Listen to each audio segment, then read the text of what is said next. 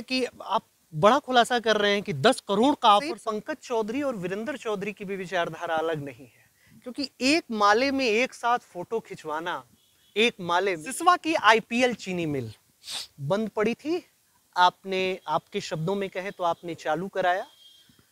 एक Ganesh sugar mill है, लोग कह रहे हैं जो व्यक्ति सिसवा का चीनी मिल चालू करा सकता है वह फरिंदा की चीनी मिल क्यों नहीं चालू है। कि एक एरोप्लेन जा रही है, उस एरोप्लेन में एक विधायक जी बैठे हैं, विधायक जी के पास एक मंत्री जी आकर के बैठते हैं और मंत्री जी कहते हैं कि ये कुछ ले लीजिए और कुछ ले करके और आप चुनाव लड़ जाइए, जिससे हमारा 20वीं सदी के शुरुआती वर्षों का दौर था जब एक नौजवान पूर्वांचल के सीमावर्ती जिले महाराजगंज में राजनीति में अपना पैठ जमा रहा था। उस नौजवान ने काशीराम, मायावती और बहुजन समाज पार्टी के उद्धारक और बहुजन समाज पार्टी के शब्दों में कहें तो उसके प्रेरणा स्रोत डॉक्टर भीमराव अंबेडकर की विचारधारा से प्रभावित होकर बहुजन समाज पार्टी की राजनीति से अपनी राजनीतिक बुनियाद रखी। स्थान चुना फरिंदा विधानसभा का और उस व्यक्ति का नाम वीरेंद्र चौधरी। 2002 में पहली बार फरिंदा विधानसभा से चुनाव लड़े, हार गए। 7 में चुनाव लड़े, हार गए। 12 आते आते वीरेंद्र चौधरी को यह लगा कि बहुजन समाज पार्टी कहीं ना कहीं अपने उम्मीदों और उस बहुजन मिशन से भटक रही है और उन्होंने कांग्रेस पार्टी का रास्ता किया। कांग्रेस पार्टी से जुड़ने के बावजूद वीरेंद्र चौधरी की किस्मत में कोई बदलाव नहीं हुआ, वह लगातार हारते रहे। लेकिन 2022 में जब प्रचंड मोदी और योगी लहर चल रही थी, तब वीरेंद्र चौधरी ने फरिंदा विधानसभा को जीतकर न केवल इसे कांग्रेस की झोली में डाला, बल्कि कांग्रेस के सबसे बड़े नेताओं में से एक प्रियंका गांधी के शब्दों में कहें तो वीरेंद्र चौधरी लड़ाका और लड़ाकू व्यक्तित्व में से एक है। आइए बात करते हैं वीरेंद्र चौधरी से और जानते हैं कि वीरेंद्र चौधरी की सियासत और वीरेंद्र चौधरी की सियासत के शब्दों में लोकसभा महाराजगंज कहां है और लोकसभा महाराजगंज में जब इन्हें इंडिया गठबंधन से उम्मीदवार बनाया गया है तब इनकी सियासत की जुबान कहां जाकर खुलती है। वीरेंद्र जी, यूपी टीवी में आपका बहुत बहुत स्वागत। बहुत बहुत धन्यवाद भाई, आप सबने महत्वपूर्ण समय दिया और इसके लिए आपके पूरे दर्शकों को तो मेरी बहुत बहुत शुभकामनाएं। सियासत शुरू हुई बहुजन समाज से, आ गए कांग्रेस में, तो बहुजन समाज छोड़ने का मूल कारण क्या था? देखिए, मैं बहुजन समाज से राजनीति शुरू किया और हम लोग उस विचारधारा से, जैसे आप जानते हैं कि डॉक्टर भीमराव अंबेडकर की जो विचारधारा थी उससे जुड़ के एक समाज में एक सामाजिक परिवर्तन की जो दौर चल रहा था उसमें हम लोग आए थे और समाज में एक नई सोच और नया परिवर्तन चाहते थे। राजनीति मेरा पेशा नहीं, मेरा धंधा नहीं था। राजनीति मुझे जनता की सेवा के लिए और लोगों की सेवा के लिए चुना था, क्योंकि मैं पढ़ लिख के अपने माँ बाप ने मेरी मेहनत से पढ़ाया था और इंजीनियर बनने के बाद मैं नौकरी पाने के बाद वहीं पे सेटल होना चाहता था। लेकिन मेरी विचारों में लगा रहता था कि मैं अकेला नौकरी करके अपने परिवार को खुश रख सकता हूँ, लेकिन आम समाज से ये चीज़ें संभव। लेकिन उसी समाज ने आपको बार बार हरा दिया। नहीं, हराया तो नहीं था। मैं ये नहीं कह सकता कि लोगों ने मुझे हरा दिया था, परिस्थितियों ने मुझे हरा दिया था। जनता ने कभी नहीं मुझे हराया। अगर जनता ने हराया होता तो मैं लगातार चुनाव लड़ता रहा और हर बार मेरा वोट बढ़ता रहा। पहले चुनाव लड़ा तो 26,000 को वोट मिले थे, मुझे याद है। दूसरा चुनाव मिला तो 32,000 को वोट मिले। तीसरा चुनाव लड़ा मैं तो 38,000 को वोट मिले। चौथे चुनाव तक आते आते 75,000। जनसंख्या भी तो बढ़ रही थी देश की। आज पहले जब भारत आजाद हुआ तो कुछ 51 करोड़ के आसपास जनसंख्या थी, आज 132 करोड़ के आसपास जनसंख्या। तो जनसंख्या बढ़ रही थी तो वोट बढ़ रहे थे। नहीं, इतना गुणोत्तर वृद्धि नहीं हो रही थी मतदाताओं में। मतदाता बढ़ रहे थे लेकिन इतना नहीं बढ़ रहे थे कि जितना मेरा वोट बढ़ रहा था। तो मेरा हौसला बढ़ता जा रहा था, लोगों का वोट मिलता था, मेरा हौसला बुलंद था। मुझे लगता है कि ये जनता एक दिन मुझे विधानसभा पहुंचा देगी और पहुंचा भी दिया जनता ने। अच्छा, विधानसभा आप पहुंचे, ठीक है, बहुत अच्छा लगा। विधानसभा में आपकी उपस्थिति भी हुई, फरिंदा के लिए गौरवशाली बात है, चौधरी परिवार के लिए गौरवशाली बात है।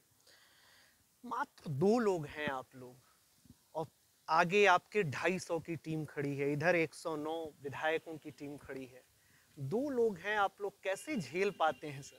नहीं, ये तो है कि भाई उत्तर प्रदेश की विधानसभा की जो संरचना है, वहाँ पे कांग्रेस को 2 सीटें मिली हैं और कांग्रेस की जो सीट अलाट है, वहाँ 2 ही लोग बैठते हैं। तो जब मैं विधानसभा में बैठता हूँ, तो मुझे वो तो सामना करना पड़ता है ना।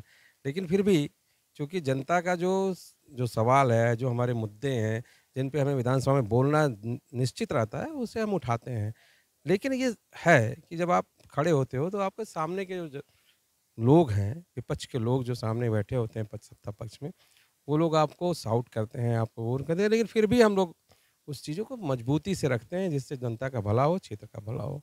क्षेत्र का भला हो, ठीक है। इंडिया गठबंधन ने आपको लोकसभा का उम्मीदवार बनाया। चर्चाओं का बाजार गर्म है। अब मैं उस चर्चा को नया मोड़ देता हूं। चर्चाओं के बाजार में है कि एक एरोप्लेन जा रही है। उस एरोप्लेन में एक विधायक जी बैठे हैं।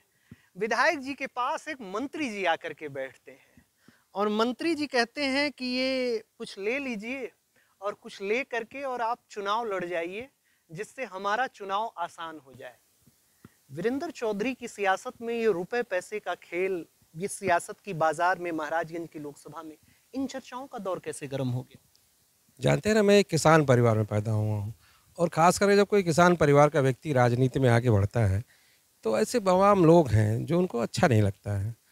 और जो पूंजीपति व्यवस्था के लोग होते हैं, जो इसमें पूंजीवादी लोग होते हैं, उनको ये समस्याएं झेलनी पड़ती हैं। एक प्रत्याशी हैं बहुजन समाज पार्टी के, वो कह रहे हैं आपको बड़े मियाँ छोटे मियाँ का ये दौर है। बड़े मियाँ चाहते हैं कि हम जीत जाएं, इसीलिए वो छोटे मियाँ को ले आए हैं। और वो तो पंकज चौधरी के खर्चे पर चुनाव लड़ रहे हैं, उनका अपना कहाँ खर्चा है? देखिए, वो कुछ भी कहें, वो जानते होंगे, मैं उनकी बातों पे नहीं जाना चाहता। उनका क्या है, मैं उनको बहुत ज़्यादा उस पे आपसे सवाल नहीं करूँगा। और मैं ये जानता हूँ कि मुझे मेरे नेताओं ने विश्वास किया और हमारी जनता ने आशीर्वाद दे के मुझे विधायक बनाया था। फिर हमारे नेताओं ने, प्रियंका गांधी, राहुल गांधी जी और ख़ास करके अखिलेश यादव जी ने मुझे विश्वास जताया और मुझे यहाँ का प्रत्याशी बनाया। किसी के बनाने से मैं प्रत्याशी नहीं बना हूँ, मुझे तो अपने नेताओं के विश्वास से प्रत्याशी बनाया गया है। क्यों? क्योंकि आपने देखा होगा, राज्यसभा का चुनाव था, अगर पैसे का खेल खेलना होता तो पंकज चौधरी क्या, संजय सेठ जैसा उम्मीदवार मुझे 10 करोड़ रुपए दे रहा था, लेकिन मैंने उस 10 करोड़ पे बड़ा खुलासा है, संजय सेठ आपको 10 करोड़ ऑफर कर रहे थे। आपने देखा नहीं, समाजवादी पार्टी के तमाम लोगों को उन्होंने पैसे से खरीद लिया। हाँ, वो ठीक है, पैसे से खरीदा की विचारधारा। मनोज पांडे के शब्दों में कहें कि ये तो राम को मानते नहीं, भगवान को मानते नहीं, इसलिए हम चले गए। चाहे विनोद चतुर्वेदी की बात कर लें, जिनका लड़का ही आज भारतीय जनता पार्टी में शामिल हुआ है, जालौन के विधायक। लेकिन जो ये बात है कि आप बड़ा खुलासा कर रहे हैं कि 10 करोड़ का ऑफर संजय सेठ ने दिया था। निश्चित रूप से, आप, मैं नहीं, अब उन तमाम उनके लोगों से पूछ लीजिएगा जो मेरे पास मिलने आए थे। मैंने साफ शब्दों में जवाब दिया था। देखिए, आपको लोकसभा लड़ना था शायद। नहीं, इसलिए नहीं, मेरी विचारधारा ही नहीं है। मैं तो, आप देखो, जिस गांव में पैदा हुआ, आप मेरे सामने खड़े हैं, इस गांव के आसपास का जो माहौल है, विचारधारा बदल भी तो जाती है। अभी आपने कहा कि डॉक्टर अंबेडकर की विचारधारा से प्रभावित होकर के मैं आया, फिर आप राजीव गांधी की विचारधारा को भी, जवाहरलाल नेहरू की विचारधारा को भी आपने आत्मसात कर लिया। लेकिन देखिए, डॉक्टर अंबेडकर की विचारधारा कांग्रेस की विचारधारा से अलग नहीं है। कांग्रेस की विचारधारा से ही डॉक्टर अंबेडकर आए। कांग्रेस ने ही डॉक्टर अंबेडकर को संविधान समिति का अध्यक्ष बनाया था और कांग्रेस से डॉक्टर अंबेडकर के मतभेद हुए हों तो किसी कारणों पे होंगे, लेकिन डॉक्टर अंबेडकर और कांग्रेस के लोगों में बहुत ज़्यादा मतभेद नहीं था और उस विचारधाराओं में बहुत अंतर नहीं है। कांग्रेस तो ऐसी विचारधारा की पार्टी है जिसमें गांधी के विचार, नेहरू के विचार, इंदिरा जी के विचार सब सम्मिलित हैं। और गांधी का विचार तो पूरे विश्व को मानना है। अब देखिए, पूरे विश्व में गांधी विचारधारा की पूछ होती है। जैसे जवाहरलाल नेहरू, अभी आपने कहा कांग्रेस की विचारधारा और डॉक्टर अंबेडकर की विचारधारा अलग नहीं है, वैसे ही पंकज चौधरी और वीरेंद्र चौधरी की भी विचारधारा अलग नहीं है। क्योंकि एक माले में एक साथ फोटो खिंचवाना, एक माले में एक बड़ा माला जिसमें आप भी हैं वो भी हैं, दोनों लोग एक साथ फोटो खिंचवा रहे हैं और वही वीरेंद्र चौधरी फिर आकर के पंकज चौधरी को चैलेंज दे रहे हैं। तो चौधरियों की चौधराहट के बीच महाराजगंज की सियासत में क्या संदेश आ रहा है? देखिए, जो आप कहना चाहते हैं वो एक सरकारी कार्यक्रम का आयोजन था और सरकारी कार्यक्रम के आयोजन में सांसद और विधायक को एक जगह खड़ा होना पड़ता है, क्योंकि वो ऐसी सड़कों का निर्माण है, कुछ ऐसी योजनाएं हैं जिसमें ज्वाइंट सहयोग होता है सांसद और विधायक का। वो यहाँ के क्षेत्रीय सांसद हैं, मैं यहाँ का क्षेत्रीय विधायक हूँ। मेरे क्षेत्र में अगर उद्घाटन समारोह रखा गया था किसी कार्यक्रम में, तो निश्चित रूप से वो सरकारी आयोजन में लोगों ने 7 अधिकारियों ने भी रखा और मेरी भी उपस्थिति वहाँ अनिवार्य थी क्योंकि मेरा भी वहाँ मेयर शिलान्यास हो रहा था, मेरी भी सड़कें थी और मेरा भी वहाँ पे बोर्ड लगना था। आपके गांव की सड़क की थी क्या? ये 2023 में सड़क बनी है आपके गांव आने वाली? नहीं, ये नहीं थी, एक लेजार महादेवा से जो सड़क थी बहुत। यही कह रहा हूँ कि आपके गांव की ये सड़क रोकी गई थी क्या 2023 में? मैं आ रहा था तो उसमें देखा मैंने कि 2023 में इसका उद्घाटन हुआ। योगी आदित्यनाथ जी का ऊपर नाम लिखा हुआ है, नीचे पंकज चौधरी जी का, इस बगल आपका नाम लिखा। तो ये सड़क रोकी गई थी क्या? ये सड़क तो बहुत दिन से रोकी गई थी। कारण था कि चूंकि मेरा घर राजनीतिक विद्वेष और राजनीतिक विद्वेष से बहुत बुरी स्थिति में थी ये सड़क। मेरे क्षेत्र के लोगों से पूछ लीजिए, जब जब मैं इसको बनाने का प्रयास करता था, इसके लिए मैंने एक बार धरना प्रदर्शन किया, सड़क पे रोड ब्लॉक किया। आज भी मुकदमा मेरे ऊपर दर्ज है। मेरे साथ तमाम मेरे गाँव के लोगों, मेरे आसपास के लोगों के ऊपर मुकदमा दर्ज हुआ था, क्योंकि इसको तोड़ के इस तरह रखा जाता था जिससे लोग परेशान हो, यहाँ के लोगों को काम नहीं होगा तो फिर वो नाराज़ होकर वीरेंद्र चौधरी से हमें वोट दे देंगे। वोट के लालच में लोगों ने तोड़ रखा था। लेकिन जीतने के बाद आप देखिए ना, सड़क आए आप सड़क पे ऐसी खूबसूरत सड़क बनवाया हूँ जो आप इस पूरे इलाके में जाएंगे तो इतनी शानदार सड़क नहीं मिलेगी। क्यों? क्योंकि मैं जानता था जिस देश की भावना में, जिस देश की भावना में इसको रोका गया है, अगर मुझे जनता ने सपोर्ट दिया है, मुझे जनता के लोगों ने जिताया है, तो उतना ही अच्छी सड़क बने जिससे लोग खुश हो जाएं। क्या लोगों का ये, अभी कल मैं ओपिनियन ले रहा था तो एक व्यक्ति ने कहा कि वीरेंद्र चौधरी से कहिए वो अपनी विधायकी संभाले, क्योंकि सांसद अभी बहुत दूर की कौड़ी है, या कुछ ऐसे उनके कहने का अंदाज था। दूसरा, कुछ लोग ये कह रहे थे कि अभी लड़ाई में उतने ठीक से आ नहीं पा रहे हैं। वीरेंद्र चौधरी जी लगातार चल रहे हैं, क्या 6 बार की सांसदी और मंत्री का पद वीरेंद्र चौधरी की प्रत्याशिता को कहीं कमजोर कर पा रहा है? ये नहीं मानता मैं। मुझे तो लड़ने और संघर्ष करने की मेरी आदत है और मेरा इतिहास रहा है। इतिहास में ये नहीं जानता मेरे सामने लड़ कौन रहा है। मेरे सामने तो इससे पहले भी लड़ाई हुई है। आप देखिए, हमारे इलाके के बहुत मजबूत मंत्री थे श्याम नारायण तिवारी जी, उनसे मेरी लड़ाई हुई थी। 6 बार के एमएलए थे वो, और वो चौथे नंबर चले गए थे। कई बार के विधायक रहे हैं जो वर्तमान में मुझसे चुनाव हारे थे, उनसे भी लड़ के मैं जीता हूँ। तो ऐसा नहीं है। लोग कह रहे थे मर्सी वोट था, वो तो शंखलाल मांझी जैसा उम्मीदवार, पैराशूट उम्मीदवार समाजवादी पार्टी ने उतार दिया, तब जाकर के आपकी जीत हो गई। नहीं, कहने वाले कोई न कोई ऐसा, मैंने अपना कुछ न कुछ अपनी विचार रखेंगे, ऐसा कुछ नहीं था। देखिए, मेरा पिछली बार का वोट देखिए, 75,000 वोट लोगों ने दिया था। उससे पहले 58,000 लोग दिया था। इस बार 90,000 के आसपास वोट मिला है। तो वोट बढ़ रहा था, जनता ने वोट दिया है। हाँ, ये है परिस्थितियाँ आपको राजनीति में कुछ मौका जरूर फ़ायदा दे देती हैं। समाजवादी पार्टी के उम्मीदवार के नाते हमें भी कुछ फ़ायदा मिला होगा, हो सकता है ऐसा। लेकिन आज की परिस्थिति अलग है। 6 बार का सांसद होना ही उनके लिए गले की हड्डी बन गया है इस समय। 6 बार का सांसद होना, जनता में रोष हो गई है। जनता चिल्ला चिल्ला कह रही है कि 30 वर्षों से इन्होंने हुकूमत किया, कुछ नहीं किया है।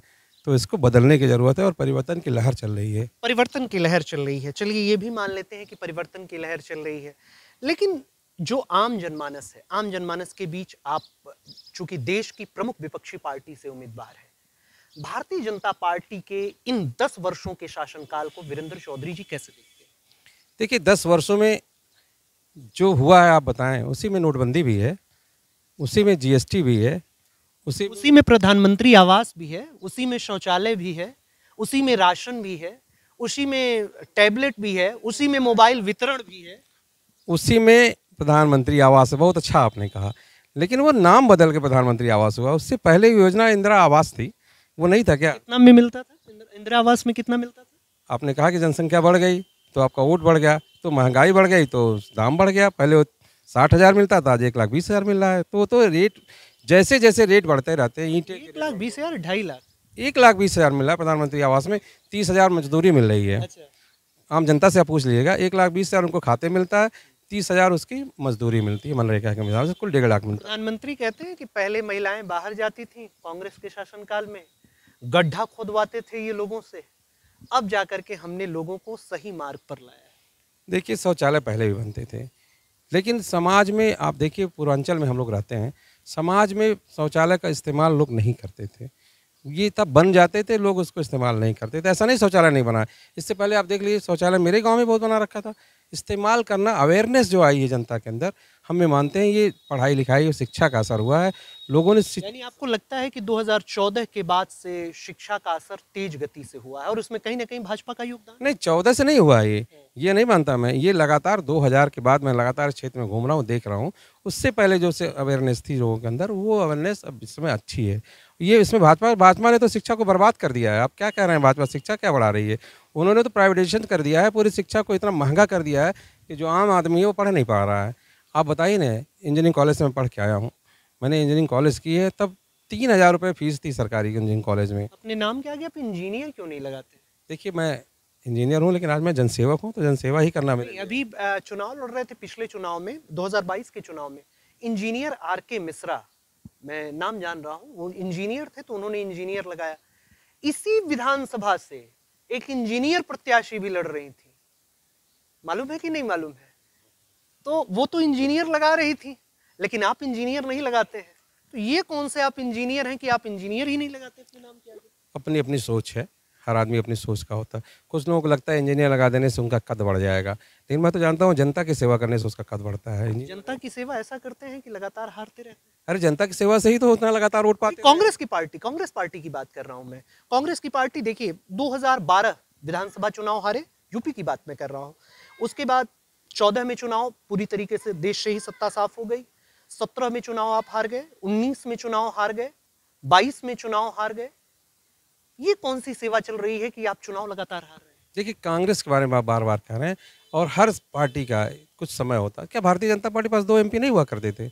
क्या भारतीय जनता पार्टी के पास वो हालात थी कि उत्तर प्रदेश? इसीलिए भारतीय जनता पार्टी के पास 2 MP थे, इसीलिए आपने 2 MLA करा दिया। नहीं यार, मैंने नहीं करा दिया भाई, जनता की सोच है। कांग्रेस की पार्टी की बात में कांग्रेस ने हमेशा लोगों के लिए काम किया है। अलग बात है कि जनता के दिमाग में आज की तारीख में ऐसी चीज़ें बनी रही होंगी जो भारतीय जनता पार्टी लगातार पीछे से प्रयास करती आ रही थी। हो सकता है पब्लिक मूवमेंट है, बदल गया और भारतीय जनता पार्टी को मौका मिल गया, लेकिन आज के दौर बिल्कुल बदले हुए हैं। आज के हालात जो ये है ना, इस समय भारतीय जनता पार्टी से आम जनमानस परेशान है, नौजवान परेशान है, किसान परेशान है, महिलाएं परेशान है, ये युवा लोग परेशान है, क्योंकि बेरोजगारी बढ़ी है।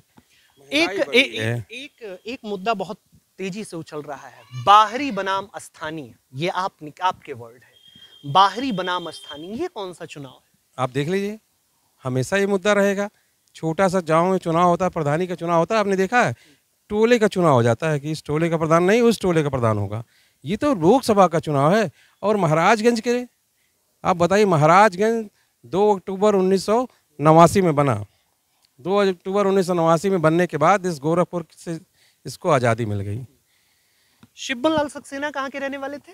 शिवबल लाल जी बाहर के रहने वाले थे। और महाराजगंज के पहले सांसद कौन है? शिवबल लाल सक्सेना जी हैं। तो वो बाहरी नहीं थे? नहीं, देखिए, वो उस समय वो उस लायक थे, उन्होंने ऐसा कर्म किया था। ये भी तो लायक है, तभी तो जनता 6 बार से जिता रही है। वो तो इस बार पता चल रहा है कि लायक है कि नालायक, वो तो सामने आ जाएगा। मैं आपसे बता रहा था कि 2 अक्टूबर 1989 को जिला अलग हुआ। गोरखपुर से हम लोगों को अलग होने का मौका मिला। बड़ी खुशहाली मनाई जनता ने। जब कोई नया जिला बनता है लोग बड़ा खुश होते हैं कि हमारे नाम पे आगे भी नया जिला जुड़ गया, महाराजगंज जुड़ गया। हमें लग गया कि हम लोग एक नए ज़िले के निवासी हो गए, नए ज़िले का हमारा नाम आएगा, बड़ा अच्छी सुविधाएं हो जाएंगी, नया प्रशासन मिल जाएगा, अच्छा हो जाएगा। 2 साल बाद 1991 आ जाता है और गोरखपुर से पैरासूट की तरह ये वर्तमान महापौर थे सर, पैरासूट की तरह आए थे। यहाँ उनका कुछ नहीं था, पैरासूट की तरह आए और यहाँ पे इस क्षेत्र की भोली भाली जनता, सीधी सादी जनता थी, किसानों का ये जनता इतनी भोली भाली है कि 6 बार चुनाव जीता। मैं बोल तो रहा हूँ, आप सुन तो लीजिए पूरी बात मेरी। पैरासूट की तरह आए और भोली भाली जनता को बहका फुसला के वो MP हो गए। फिर इससे लगातार 2 बार जीते, 1 बार हारे, फिर जीते, फिर हारे, 2 बार हारे भी हैं, ऐसा नहीं है। 2 बार हारे हैं, 9 का आंकड़ा है वो, 2009 और 1999। और ये भी आंकड़ा है कि हर 10 साल बाद 1 बार हार जाते हैं। 99 में हार गए, 1 बार फिर 10 साल बाद फिर हार गए, फिर 10 साल पूरा हो गया, फिर हार जाएंगे। ये तो इनके साथ आंकड़ा पिछड़ा ही है कि 10 साल बाद 1 बार हार जाते हो। सिसवा की IPL चीनी मिल बंद पड़ी थी, आपके शब्दों में कहें तो आपने चालू कराया। एक गणेश शुगर मिल है, लोग कह रहे हैं जो व्यक्ति सिसवा का चीनी मिल चालू करा सकता है वह फरिंदा की चीनी मिल क्यों नहीं चालू करा सकता? इस पर सीधा सीधा मेरा जवाब है, ये इंडियन टेक्सटाइल कॉरपोरेशन की मिल है। इंडियन टेक्सटाइल कॉरपोरेशन मतलब कपड़ा मंत्रालय, और कपड़ा मंत्री हमारी ईरानी जी हैं, जो जलेबी ईरानी जी हैं। जलेबी? हाँ, जलेबी कहते हैं उनको लोग, स्मृति ईरानी की जलेबी ईरानी, भगवान जाने क्या नाम है उनका। वो मंत्री हैं, हमारे सांसद वित्त मंत्री हैं। और ये सेंट्रल गवर्नमेंट के फंड में एकमात्र चीनी मिल ऐसी है जो सेंट्रल गवर्नमेंट से संचालित होती है, कपड़ा मंत्रालय से। 2 साल में कितनी बार आपने खत लिखा, पत्र लिखा या प्रयास किया इस मिल को चालू करने का? मैंने तो कई बार चिट्ठी लिखी है, अब यहाँ पे है नहीं, आप पत्रकार हैं, अभी कभी पहले आए होते, मैं चुनाव में व्यस्त हूँ, नहीं तो आपको सारे पत्र निकाल के दिखाता है जो मैंने कपड़ा मंत्रालय को लिखे हैं। मैं जानता हूँ कि इनके पास डबल इंजन की सरकार है, केंद्र में सरकार है, उत्तर प्रदेश में सरकार है। अब कोई बहानेबाजी नहीं। इससे पहले चुनाव हो रहा था पिछली बार, यही वर्तमान मंत्री जी, सांसद जी लड़ रहे थे, उन्होंने फरिंदा के मंच पे कहा था, आप उनके लोगों से पूछ लीजिएगा, मुझसे मुझे लगता है। आपने भी मंच पे कहा था कि गणेश शुगर मिल को चालू कराना मेरी प्राथमिकता है, विधायक। मैंने कहा था, लेकिन मैंने कहा था कि अगर मैं विधायक हुआ, तो आप विधायक तो हैं, 2 साल से विधायक हैं। मेरी सरकार बनी, केंद्र में अगर मेरी सरकार बनी, फिर कह रहा हूँ, ये आप उनको जलेबी कह रहे हैं और जलेबी की तरीके से बात आप घुमा रहे हैं कि अब पहले कह रहे हैं विधायक बना, उसके बाद कह रहे हैं कि जवाब दे रहा हूँ आपकी बात का। मैं विधायक बना तो इसके लिए प्रयास करूंगा। केंद्र में उनकी सरकार है और केंद्र के अधीन ये चीनी मिल है, तो केंद्र में मेरी सरकार नहीं है। लेकिन अगर फिर इंडिया की सरकार बनी तो फिर मैं आपके इस टेलीविज़न चैनल पे कह के जा रहा हूँ, मैं सांसद बना और यहाँ की इस चीनी मिल को कपड़ा मंत्रालय के अधीन है, निश्चित रूप से इसे चलाने के लिए पूरी ताकत लगा के चलाऊँगा इसको। अगर नहीं चला पाया तो फिर 5 साल बाद फिर चुनाव में आऊँगा ना। उन्होंने पिछली बार कहा था कि अगर मैं सांसद बना तो इस चीनी मिल को, अगर चीनी मिल नहीं चला पाया तो मैं इसको टेक्सटाइल मिल बना के चला दूंगा, क्योंकि टेक्सटाइल के अंडर में चीनी मिल है। ये सांसद जी ने कहा था, मैंने नहीं कहा था, ये मंच पे कहा था। आप किसी जनता से सवाल पूछ लीजिएगा कि उसी मंच पे आपने कहा था कि सांसद जी भी विकास के काम कर रहे हैं और मैं भी लगातार प्रयासरत हूँ विकास के काम करने के लिए। आपने जब वो ग्रुप फोटो हुआ था आपका, तो उसमें आपने भाषण दिया था, मैं आज सारे स्टेटमेंट खंगाल रहा था, तो आपने कहा कि सांसद जी भी यहाँ बैठे हैं, मंत्री जी हैं और ये भी विकास के लिए अग्रसर हैं, प्रयासरत हैं, मैं भी विकास के लिए प्रयासरत हूँ। आप कहीं ना कहीं मान रहे थे कि सांसद जी विकास के लिए प्रयासरत कह रहा हूँ मैंने, उसके पीछे कारण है। देखिए, प्रयासरत होना और दिखना, उन्होंने प्रयास अगर इतने 30 वर्षों में किया होता तो निश्चित रूप से। आप भी तो गणेश शुगर मिल के लिए प्रयासरत ही है। तो मेरी सरकार नहीं है ना, उनके पास तो सरकार है, मंत्रालय है, उत्तर प्रदेश सरकार है, दिल्ली की सरकार है, खुद मंत्री हैं उनके लिए। मैं उसी स्थिति में होता तब आप मुझसे सवाल पूछते तो मुझे लगता है कि आप मुझे सवाल कर रहे हो। ये सवाल तो उनसे करिए ना बार बार कि 10 साल से लगातार उनकी केंद्र में सरकार है, 8 साल से उनकी उत्तर प्रदेश में सरकार है, लगातार 30 साल से सांसद हैं। उन्होंने क्या प्रयास किया है इस मिल को चलाने के लिए? उन्होंने वादा किया था कि अगर हम चीनी मिल नहीं बनवा पाए तो यहाँ पे कपड़ा मंत्रालय से कपड़े के टेक्सटाइल मिल बनवा देंगे। इन्होंने कहा था, ये मेरे बयान नहीं, वो भी बयान आप खंगालिए ना, देखिए उन्होंने क्या कहा था उस चुनाव में। महाराजगंज को मेडिकल कॉलेज मिल गया कि एमसी के रूप में, लोग कहते हैं मेडिकल कॉलेज का दर्जा मिला, सड़कें बनी, तमाम चीजें हुई। महाराजगंज में अब किन मुद्दों पर प्रियंश चौधरी राजनीति कर? कितना दुर्भाग्य है, आपने कह दिया कि हम मेडिकल कॉलेज मिल गया। कितना दुर्भाग्य है इस महाराजगंज के गरीबों का। आप बताइए, सिद्धार्थनगर में जिला मुख्यालय का जो बड़ा हॉस्पिटल, जिला अस्पताल था, उसको अपग्रेड करके मेडिकल कॉलेज बना। गोरखपुर में उसको अपग्रेड करके मेडिकल कॉलेज बना। कुशीनगर में जिला अस्पताल को अपग्रेड करके मेडिकल कॉलेज। गोरखपुर में तो पहले से मेडिकल कॉलेज था, बाबा राघव दास मैंने उसको भी अपग्रेड करने की तैयारी है। लेकिन इस पूर्वांचल के 20 जिलों के बारे में आपको बता दूं, 20 जिले का नाम गिना दूं, आप कहिए तो गिनाऊं ना गिनाऊं? सब जिले अस्पताल से अपग्रेड हुए। क्या दुर्भाग्य था कि महाराजगंज को पीपीपी मॉडल पे दे दिया गया। केएमसी को पीपीपी मॉडल से मेडिकल कॉलेज बनाने को क्यों दिया गया? इसके पीछे भी पंकज चौधरी जी से सवाल होगा। लोग तो कहते हैं कि उन्होंने उसमें शेयर है इसलिए उन्होंने ऐसा कर लिया। पंकज चौधरी का शेयर है उसमें, लोग कहते हैं, मैं नहीं कह रहा हूँ। अभी आप ही की जुबान में बोल, लेकिन मैं जनता की जुबान बोल रहा हूँ। जनता कहती, मैं जाता हूँ क्षेत्र में घूमने तो लोग कहते हैं कि इसमें तो इनका भी शेयर, ऐसे ऐसे पीपीपी मॉडल बनाया गया। आप बताइए, इस गरीब जनता जो 17 रुपये में अपना जाँच करा लेती है मेडिकल कॉलेज में जाके, 17 रुपये की फीस कटती है, वो जाँच हो जाती है। आज केएमसी में क्या रेट है? जो 17 रुपये का जांच है वो 1700 रुपये में हो रहा है। तो बताइए, क्या महाराज में गरीबों के साथ यही न्याय है कि इसको प्राइवेट पीपीपी मॉडल से मेडिकल कॉलेज बना दिया, जो 100 रुपये की दवा हो 1000 रुपये में हो? परिंदा में 2 साल में आपने कितने स्वास्थ्य केंद्र बनाए? बताइए, पता करिए आप। मैंने मुख्यमंत्री जी से, मैं वीडियो कॉन्फ्रेंसिंग में, मेरे जिले के सारे विधायक बैठे थे, मेरे डीएम एसपी सब बैठे थे, आप उनसे पूछ लीजिएगा कभी। मैंने अर्बन पीएससी के लिए स्वीकृति कराई। शहर के अंदर एक हमारा अस्पताल पहले जो हुआ करता था, जो पीएससी था, वो बंद पड़ा है। जब यहाँ पे श्यामनारायण जी एक बार मंत्री हुए तो उन्होंने उसको सीएससी अपग्रेड होना था, तो बनकटी में ले आके बन गया, जो 3 किलोमीटर दूर है। अभी भी हमारे इस नगर के तमाम व्यवसायी हैं, नगर के लोग हैं, वहाँ जाना उनके लिए दिक्कत होती है, क्योंकि उसकी दूरी लगभग 3-3.5 किलोमीटर। वो चालू हो गई। उसके लिए कार्य हुआ, मैंने उसकी चिट्ठी लिखी, चिट्ठियाँ भी दे सकता हूँ, स्वीकृति भी हो गई, उसका काम भी हो रहा है। और अर्बन पीएससी जो नया एक सोच है सरकार का, एक डेवलपमेंट की एक नया सोच है कि अर्बन पीएससी बनाया जाए। कम ही स्वीकृति पूरे उत्तर प्रदेश में, लेकिन फरिंदा में स्वीकृत हुआ है। फरिंदा में स्वीकृत हुआ है। किन 5 मुद्दों को लेकर के कौन से 5 प्रमुख काम हैं जो वीरेंद्र चौधरी अगर सांसद निर्वाचित होते हैं, महाराजगंज की जनता उनको सांसद बनाती है, तो सबसे पहले करेंगे? देखिए, महाराजगंज जिस तरह से जिला बना, सबसे पहले मैंने आपसे कहा था मेरी ये विचारधारा रही है राजनीति में आए। मैं इसके बारे में जब पढ़ता हूँ, लिखता हूँ, तो मुझे बहुत से क्वेश्चन हुए। मेरे तमाम मित्र हैं जो आईएएस पीसीएस की नौकरी में इंटरव्यू में गए तो उन्होंने पूछा कि महाराजगंज का नाम महाराजगंज क्यों पड़ा, तो बहुत लोगों ने जवाब नहीं दिया। लेकिन ये है, सच है कि महाराजा अंजन की धरती थी। महाराजा अंजन की धरती होने के नाते महाराजगंज का नाम महाराजगंज पड़ा। महाराजा अंजन भगवान बुद्ध के नाना थे, और उसके बारे में कहा जाता है कि पूरा ये इलाका बुद्धिस्टों का इलाका है। अगर इसको पार्लियामेंट में मैं जीता तो पहली कार्रवाई में उठाऊंगा जिससे इस जनपद का विकास बुद्धिस्ट के रूप में भी अगर होता तो कुशीनगर की तरह, सारनाथ की तरह, लुम्बिनी की तरह आज ये विश्व के नक्शे पे होता। ये दुर्भाग्य है इस क्षेत्र। 5 काम पूछे। ये पहला काम बता रहा हूँ ना, पहला काम बता रहा हूँ कि पहला काम होगा कि महाराजगंज को विश्व के नक्शे पे चर्चित करने का प्रयास करूंगा, उसको चर्चित करूंगा जिससे इसका नाम पूरे विश्व में महाराजगंज को लोग जान जाएं। दूसरा काम तो आप जानते हैं, आम जनता की आवाज़ है। आज तक पूरे ज़िले में, आसपास के ज़िले में देख लीजिए, सेंट्रल स्कूल शिक्षा के लिए नहीं बना, महाराजगंज में नहीं बना। कई ज़िले में 2 बन गया, कई ज़िलों में 3 बन गया। आज भी हमारे उसमें पढ़ने वाले लोग, केंद्रीय विद्यालय नहीं हुआ, सेंट्रल स्कूल में केंद्रीय विद्यालय नहीं हो पाया, उसको बनाने का प्रयास करूँगा। शिक्षा के क्षेत्र में, रेलवे लाइन के बारे में आप सुनते ही चले आ रहे हैं, हर बार कहते हैं सांसद इस बार जोड़ दूंगा, इस बार जोड़ दूंगा। बताइए, इतना बड़ा पद पाए थे, सर घोषणा हो गई, सर्वे हो गया, सारी धन स्वीकृत हो गए।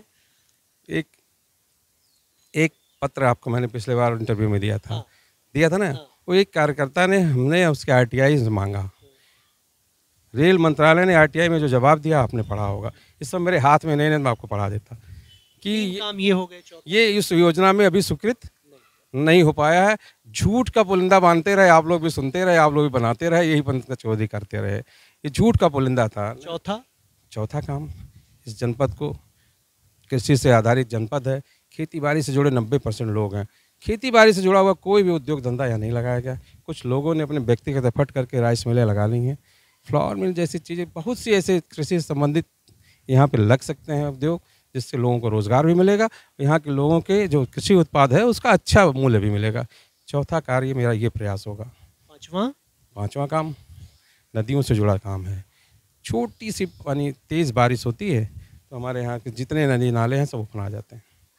हमने तो अपने क्षेत्र में सुधारा है। कभी आप उधर भी जाके मेरा जनता की ओपिनियन लीजिएगा।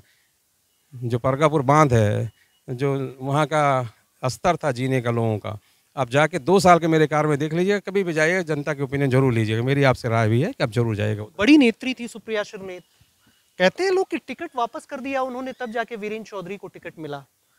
कांग्रेस के उम्मीदवार डरते हैं क्या चुनाव लड़ने से? अभी तो आज ही मध्य प्रदेश में उम्मीदवार थे, उन्होंने अपना पर्चा ही वापस ले लिया। देखिए, ये मैं इस पे नहीं कमेंट करना चाहता कि सुप्रिया श्रीनेत ने वापस नहीं लिया है। किसने कहा वापस ले लिया? लोग कहते हैं। सुप्रिया श्रीनेत जी बड़ी नेता हैं और उनके पास बड़ी जिम्मेदारी है। पार्टी की तमाम जिम्मेदारियां ऐसी थी जिसको छोड़ के चुनाव लड़ना संभव नहीं था। इसलिए उन्होंने ऐसा निर्णय पार्टी ने लिया कि जिनके पास, आप बताइए, इतनी बड़ी सोशल मीडिया है जिसका इसमें पूरे देश में या पूरे विश्व में सोशल मीडिया का ही प्रभाव है, और उस सोशल मीडिया प्लेटफॉर्म की वो सबसे बड़ी हैं, इंचार्ज हैं देश की। तो उनको वक्त नहीं था यहाँ चुनाव लड़ने का, इसलिए उन्होंने, पार्टी ने निर्णय लिया नहीं, सुप्रिया जी नहीं लड़ेंगे, चुनाव आप लड़ेंगे। आपको प्रधानमंत्री आवास मिला है? नहीं मिला। शौचालय मिला है? मिला है। पेंशन, किसान सम्मान निधि मिलती है? जी मिलती है। तब वोट कांग्रेस को? ये खड़े हैं इसलिए? नहीं, हाँ। क्योंकि महंगाई इतनी बहुत ज़्यादा है। महंगाई ज़्यादा है? बिल्कुल महंगाई ज़्यादा है। आवास मिला है? बिल्कुल नहीं, कोई प्रधान ने हमको न लिया है, न मकान लिया। कहाँ घर है आपका? धनवाड़ी ग्राम सभा पड़ता है। अब बोलिए, अमित शाह जो सरकार से पैसा ले लिए हैं कांग्रेस, ये सहारा का, कहे थे 45 दिन में वापस करने के लिए, कर दिए। जुट्टा का खजाना है। झूठ का खजाना है। तो आम जनमानस है, कभी प्रधानमंत्री आवास वास मिला है? जी नहीं। नहीं मिला है। विधायक जी हैं सामने, इसलिए नहीं ना बोल रहे हैं। नहीं नहीं विधायक इसने नहीं मिला है। नहीं मिला है। नहीं नहीं पेंशन मिलता है? नहीं, किसान सम्मान निधि? हमको तो नहीं मिलता है।